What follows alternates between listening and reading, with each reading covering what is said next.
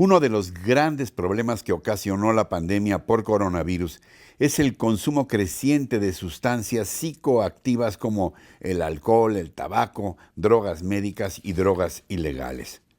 Pero uno de los productos que más ha perjudicado a todo el mundo es el alcohol, debido a que se trata de un producto de consumo legal y socialmente aceptado. En agosto de 2021 se registró un incremento del 41% en su compra y consumo en México. Es decir, los mexicanos pasaron de ingerir un promedio de 130.7 latas en 2020 a 183 latas en este año. El cierre de establecimientos como restaurantes o bares, como medida preventiva por el COVID-19, orilló también a las personas a consumir bebidas alcohólicas en sus hogares, abriendo nuevos días y horarios que no eran comunes antes de la pandemia. Personas entre los 33 y 40 años, en su mayoría hombres, fueron los que más aumentaron la ingesta de bebidas como la cerveza y los licores.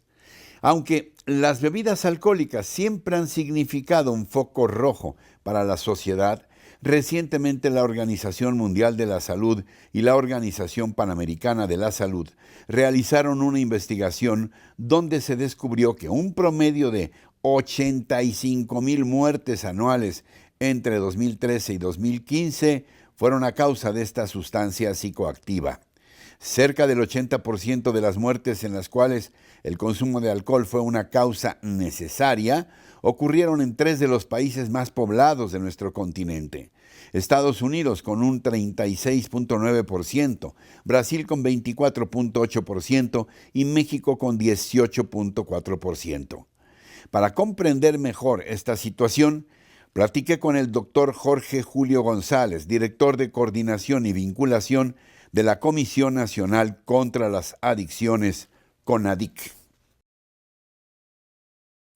Doctor Jorge Julio González, director de Coordinación y Vinculación de la Comisión Nacional contra las Adicciones, CONADIC. Gracias por esta conversación, doctor. Hola Ricardo, muy buenos días. Al contrario, muchas gracias por la invitación. Doctor, sé que no está tan sencillo como se lo voy a plantear, pero ¿se puede describir a grandes rasgos el panorama de las adicciones más comunes en México? Desde luego que sí. Vamos, de forma muy resumida, quisiera explicar que el problema más importante que tenemos en México está relacionado con el consumo de alcohol, que hemos tenido un consumo importante que está relacionado con violencias, con accidentes, especialmente en la población de entre 15 y 50 años, especialmente en varones, y que además acarrea una cantidad de problemas médicos, de daños a la salud, a la productividad, y a la crianza, por ejemplo, hay muchos problemas. Desde luego que tenemos un problema importante y creciente con las drogas de diseño, con las drogas sintéticas. Recientemente hemos tenido mucho mayor demanda, atención en lo que corresponde al consumo de metanfetaminas. Como ustedes saben, es una sustancia emergente en nuestro país, que es barata y que está acarreando muchos problemas a la salud mental, desde luego. ¿El alcohol necesariamente es un primer paso o en qué porcentaje está ligado al consumo de otras drogas? La verdad es que es probablemente el más relacionado y el más identificado desde edades más tempranas. El alcohol es una sustancia que está tolerada, que a veces tenemos facilitadores sociales y que Socialmente interfiere, aceptada. socialmente aceptada y a veces casi como un lubricador social en tantos Ujú. ambientes. Y es nuestro deber señalarlo y evitar que las actividades y que los jóvenes lo consuman de manera indiscriminada desde pequeños. El consumo más seguro de alcohol es el no consumo, en realidad. ¿Cuándo hay una señal de alerta que debemos advertir todos? ¿Cuándo el consumo de alcohol deja de ser una sustancia tolerada socialmente y empieza a convertirse en una adicción riesgosa? Hay varios indicadores. La Organización Mundial de la Salud señala que en adultos productivos que están haciendo sus cosas, el 12 copas por semana es un indicador, arriba de esta cantidad ya es un indicador de riesgo para la salud y Mm. para cualquier otro tipo de problemas de conducta. La verdad es que lo más preocupante es el patrón de consumo. Hay patrones de consumo que son más de 4 copas en una ocasión. Eso ya es un consumo abusivo que puede llevar a conductas problemáticas. Pero además, cuando el consumo ha sido continuado, cuando lleva un patrón constante a lo largo del tiempo y que afecta al funcionamiento familiar, al funcionamiento social, al funcionamiento laboral, es cuando más nos debe preocupar. Ahora que menciona usted estos elementos, estos funcionamientos, ¿qué tanto el factor pandemia, ya nos vamos a acercar a los 2 años de ello, ha influido o ha sido un catalizador de conductas de riesgo en el consumo de drogas, fundamentalmente alcohol? Tenemos datos que son interesantes y es que si partiéramos a la población consumidora de alcohol en 3 partes, aquellos que consumían muy poco no aumentaron. Hay una tercera parte que se mantuvo más o menos estable, pero podemos identificar 1/3 de la población consumidora de alcohol que durante la pandemia incrementó de forma peligrosa el consumo. Y tiene mucho que ver con las actividades que podían compensar la angustia que significaba el encierro y el aislamiento social. Sin duda, otro componente ha sido la violencia dentro de los hogares. En muchos casos, conflictos de pareja, situaciones difíciles en el confinamiento se potenciaron y esto se relacionó con consumo de alcohol. Recordemos, el consumo de alcohol da lugar a conductas violentas y a malas decisiones, especialmente cuando hay conflictos interpersonales. El caso de la violencia doméstica es muy, muy explicativo. Ahora, doctor, como respuesta a esta problemática, díganos, ¿en qué consiste la Estrategia Nacional para la Prevención de las Adicciones? Claro que sí. La EMPA, la Estrategia Nacional para la Prevención de las Adicciones, es una estrategia que vincula a muchas dependencias de gobierno en los 3 niveles de gobierno: federal, estatal, municipal. Se trata de una estrategia en donde participan instituciones tanto cultura, educación, activación física, deporte. Es un articulador que está encaminado a la prevención y a identificar factores protectores en la comunidad.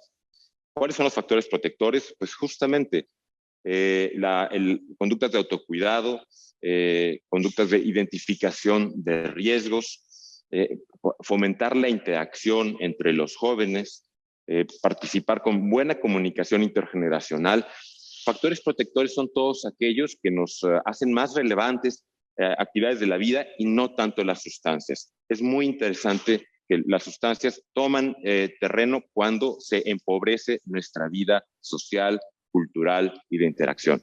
Ahora, esta estrategia se refiere a la puesta en marcha de políticas públicas a gran escala o también puede dar atención a quienes lo requieran, a quienes se acerquen para exponer una problemática individual.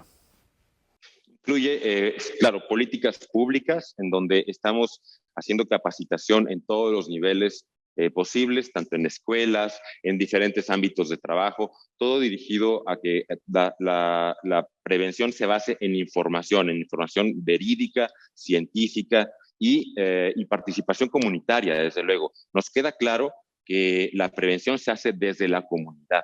Las personas tienen un saber que podemos facilitar. Eso creo que es la parte más fuerte en la Estrategia Nacional de Prevención.